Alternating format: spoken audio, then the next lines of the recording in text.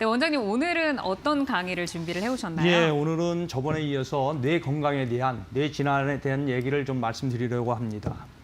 네, 지금 이제 뇌 모형까지 이렇게 준비가 되어 있는데 뇌가 우리 그 인체에서 어떤 역할들을 좀 담당을 하고 뇌 건강이 어떤 거를 좀 중요시를 해야 되는 건가요? 예, 우리 그 뇌라고 하는 것은 인간의 그 생각뿐만 아니고 모든 장기를 지배하고 조정하고 조율하는 기관이죠. 네. 우리 신체를 지배하는 핵심이라고 생각할 수 있습니다.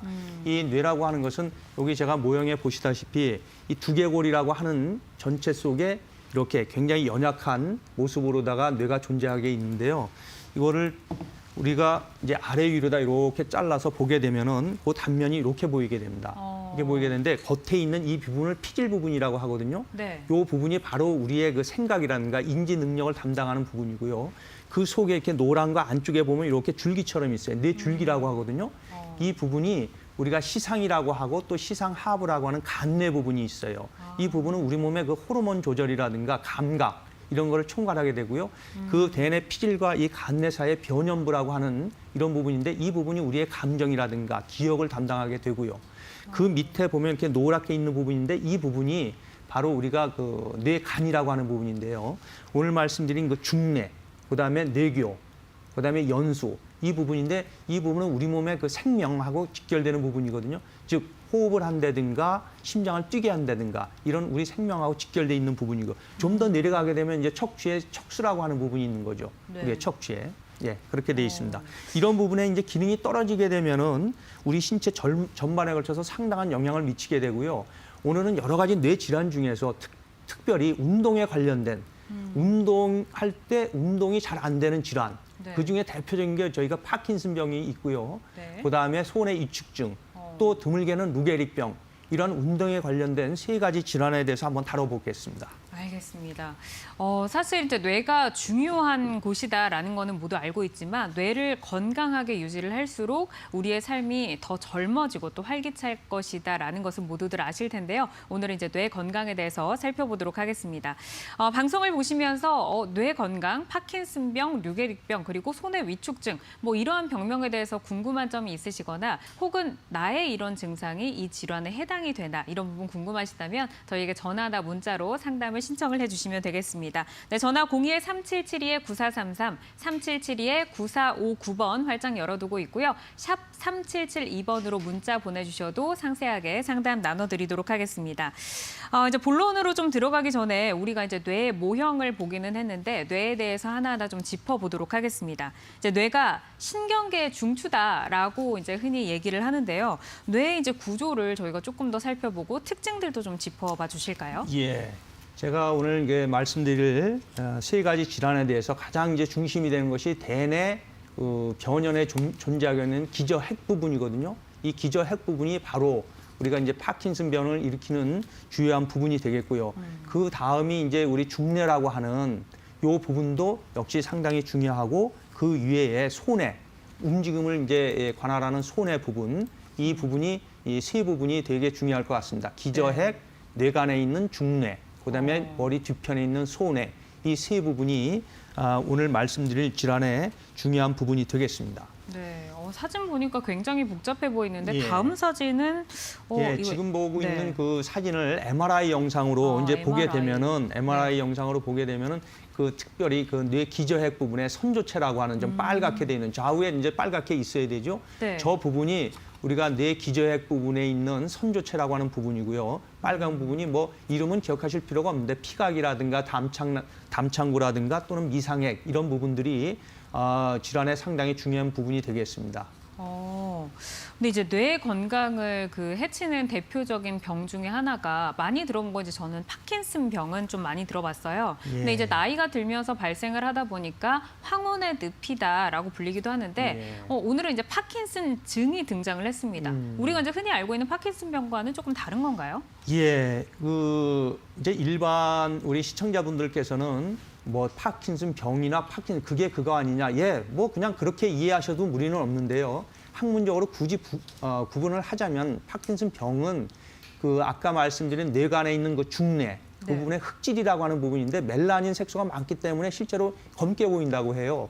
그래서 그 부분 중뇌에 있는 흑질의 뇌에서 만들어지는 도파민이라고 하는 신경 전달 물질이 없어지는 거거든요. 그렇게 됐을 경우에 우리가 특징적으로 다 아실 거예요. 파킨슨병은 우선은 손이 이게 떨리게 되는 거죠. 네. 그다음에 손이 뻣뻣해집니다. 그다음에 움직임이 굉장히 느려져요. 네. 소동증이라고 하죠. 그다음에 자세가 틀어지게 됩니다. 이런 특징들이 보이는데 파킨슨병은 그중에 한두 개 정도 있는 거고요. 파킨슨 증이라고 하면 네 가지 모두 다 있는 경우를 얘기해요. 뿐만 아니고 파킨슨 증이라고 하면은 중뇌 부분에 문제만 있는 게 아니고 아까 말씀드린 뇌 기저핵 부분, 네. 그 피각이라든가 담창구라든가 특히 미상핵 부분에 도파민을 만드는 신경 세포가 사멸하는 그런 상태를 우리가 파킨슨 증이라고 합니다. 네. 그런데 이제 이 파킨슨 증이 다 이제 포함을 하다 보니까 여러 종류가 있다면서요? 예, 굉장히 복잡하고요. 분류가 이름도 되게 생소하고 그렇습니다. 근데 이제 중요한 것은 파킨슨 증이라고 하면 운동에만 문제가 있는 것은 아니거든요. 네. 제가 설명은 그 도파민을 만드는 신경세포가 이제 사멸하기 때문에 죽기 때문에 이제 문제가 된다고 하는데 실제적으로 병리학적으로 보면요. 그 이제 사멸뿐만 아니고 거기서 생기는 이상한 단백질, 특히 그 루이체라고 하는 또는 루이 신경돌기라고 하는 비정상적인 단백질이 축적이 되는 겁니다. 우리나라 그 연구진이 이제 발표를 했지만은 네이처지에 발표를 했는데 실제로 그 루이체의 핵심은 뭔가 합니까? 알파 시누클린이라고 하는 이상한 단백질을 만드는 거예요. 그래서 뇌에 축적이 돼서 신경 전달을 막는 거거든요. 즉 만들어진 그런 이상한 단백 때문에 신경이 전도가 안 되고 그래서 운동 증상이 나타난다고 하는 것이죠.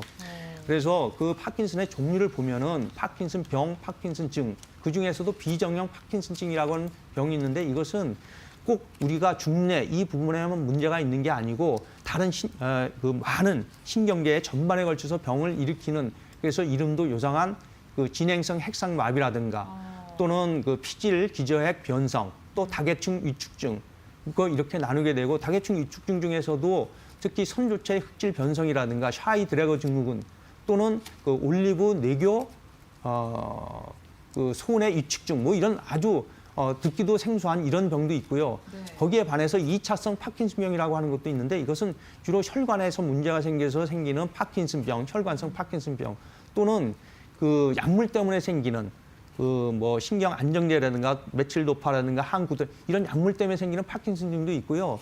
뭐 목에 물려 생긴 뭐 뇌염 같은 것 때문에 파킨슨증 오기도 하고요. 외상 때문에 오기도 하고 이런 2차성 파킨슨증도 있습니다. 네. 정말 다양한데 이 파킨슨증이 오게 되면 초기에 어떤 증상이 나타나게 되는 예, 거죠? 지금 방금 말씀드렸지만 파킨슨은 운동에 관한 거거든요. 운동이 안 돼요. 손이 뻣뻣해지는데 문제는 이게 뻣뻣해지고 떨리게 되죠. 네. 지금 왼쪽 그림에 보시는 가만히 있을 때 떨리는 게 저 파킨슨병의 초기 증상입니다. 근데 옆에 그림은 물컵을 잡을 때 떨리는 경우 있거든요. 네. 저 경우는 파킨슨증이 아니고요. 손의 위축증의 가능성이 높습니다. 자, 두 가지 구별해 주셔야 됩니다. 손이 떠는데 가만히 있을 때 떠는 거는 파킨슨병. 뭐를 목적 있는 행동했을 때 컵을 든다든가 글씨를 썼을 때 떨리는 경우는 이 손의 위축증의 가능성이 많고요. 또 초기에는 저렇게 단추를 채우지 못하는 운동에 문제가 생기게 되겠죠.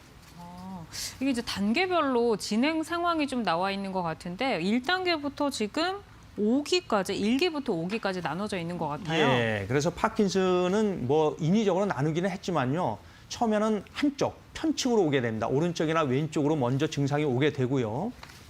그렇고 그다음에 2단계쯤 되면 양측으로 같이 오게 돼요. 두 번째 그림이죠. 이제 저 때만 해도 별로 이제 신체 균형을 잡는데 문제는 없어요. 그렇지만 제일 아래 그림 3단계 되게 되면은 균형 잡는데 문제가 생기기 때문에 서서히 보행 장애가 나타나게 되거든요. 예.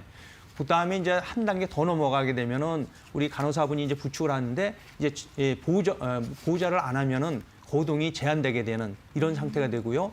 마지막 단계에 가면은 침상이라든가 휠체어에 전적으로 의지해야 되는 이런 상태까지 가게 되는 겁니다. 네. 파킨슨증이 지금 뭐 치매처럼 조금 계속해서 관리를 해야 하는 난치성 질환으로 알고 있는데 치료법이 없는 건가요? 아닙니다. 이게 파킨슨병은 우리 많이 연구가 돼 있고 비교적 뇌 질환 중에서 약물 치료가 가능한 이런 질환이 되겠습니다.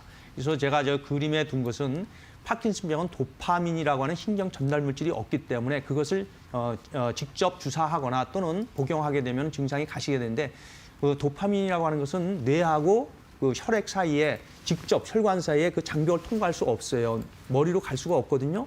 그렇기 때문에 대부분 먹게 되거나 이렇게 되면 99%는 그 도파민 디카복실레이즈라고 하는 그 효소에 의해서 대부분이 분해돼서 소변으로 그 바닐릭 산이라고 하는 걸로 배출이 되기 때문에 네. 할 수 없이 L도파, 레보도파라고 하는 형태로 우리가 복용을 하게 되겠습니다. 그랬을 때, 네. 예, 그렇게 이제 치료를 하고요. 그 외에도 뭐 상품명이긴 하지만 아질렉트나 콤텐, 미라펙스, 아만타딘, 뭐 PKMLG 이런 약물을 사용하게 되는데 네. 저 약물 치료가 병의 증상, 아까 얘기한 운동 증상이나 이런 것을 없앨 수는 있지만은 병을 근본적으로 즉 사면에 있는 도파민을 만드는 신경세포를 재생할 수는 없는 거거든요. 네. 제한이 있고요. 특히 약물 같은 경우는 5년 이내에만 효과가 있고요. 또 문제는 상당한 부작용이 있어요. 예를 들어서 구토가 난다든가 구역질이 난다든가 또는 도파민 같은 경우는 특히 혈압을 올리고 심박수를 되게 올리거든요. 이런 부작용. 또는 환시 같은 것도 있을 수 있고요. 또 드물게는 오히려 운동 증상을 악화시키는 떨림을 더 많게 하는 이런 부작용 때문에 실제로 사용할 수 없게 되겠습니다. 그래서 예전에는 수술적으로 담창구를 절제한다든가 시상을 절제해서 심각한 언어 장애를 유발한다든가 문제가 있었기 때문에 요즘은 그런 건 안 하고요. 두 번째 있는 뇌 임플란트, 뇌에 그 전극 장치를 심어서 도파민을 많이 생성할 수 있게 이런 것들이 아마 최신의 치료법이 될 것이고요. 네. 그보다 중요한 것이 있어요. 결국은 파킨슨 병은 운동의 장애이기 때문에 네. 관절이 굳고 운동이 느려지는 병이기 때문에 절대적으로 운동이 필요합니다. 최소 하루 20분 이상 1시간까지 개인에 맞게 운동이 절대적이고요. 또 더 중요한 거는 본인의 의지가 상당히 중요한 병입니다. 움직임이 느려지고 뻣뻣해지기 때문에 운동을 자꾸 안 하게 되거든요. 그래도 계속해서 운동을 해야지만 도파민이라는 물질이 만들어지고 관절이 굳지 않기 때문에 그 어떤 병보다도 본인의 의지가 되게 중요한 병이 되겠어요. 그리고 네 번째 제가 빨간 글씨로 줄기세포라고 해놨는데 네. 결국은 약물 가지고는 증상만 치료하기 때문에 죽어있는 사면에 있는 도파민을 만드는 신경 뉴런을 만들어내야 되거든요. 그래서 줄기세포 치료가 하나의 대안이 될 수 있지 않을까 이런 기대를 갖습니다. 네. 네, 건강주치 365 주말 1시 여러분과 함께 생방송으로 진행을 하고 있습니다. 오늘은 뇌 건강을 살펴보고 있는데 현재는 이제 파킨슨증, 여러분들이 이제 파킨슨 병으로 좀 흔하게 알고 계시는 이 질환에 대해서 하나하나 살펴보고 있습니다. 뭐 그동안은 약물로 치료가 가능했지만 부작용이 조금 많았다라는 방법과 함께 최근에는 이제 줄기세포 치료가 또 대안으로 떠오르고 있다라는 말씀을 해주셨는데요.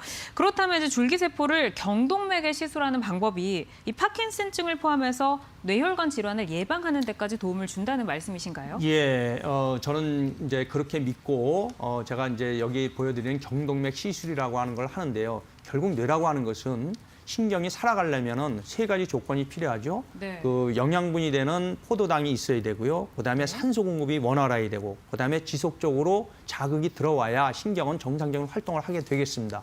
그래서 파킨슨의 원인 중에서도 제가 말씀드린 이상한 루이 단백이라고 하는 알파 시누클린이라고 하는 것이 축적되기 때문에 이 부분에 많은 양의 혈액 순환이 잘 되게 되면은 아마도 신경이 재생되고 그런 물질이 우리가 제거되지 않을까 하는 기대를 가지고 머리로 가는 경동맥에 제가 시술을 하게 되는데요. 그렇게 되면은 손상된 조직을 재생시킬 수 있고 특히 뇌세포를 갖다가 우리가 활성화시키고 뇌혈관을 갖다 강화를 촉진시킴으로 인해서 뇌혈관 질환을 예방하고 증상을 완화하는 데 상당한 도움이 될 거라고 생각합니다. 네.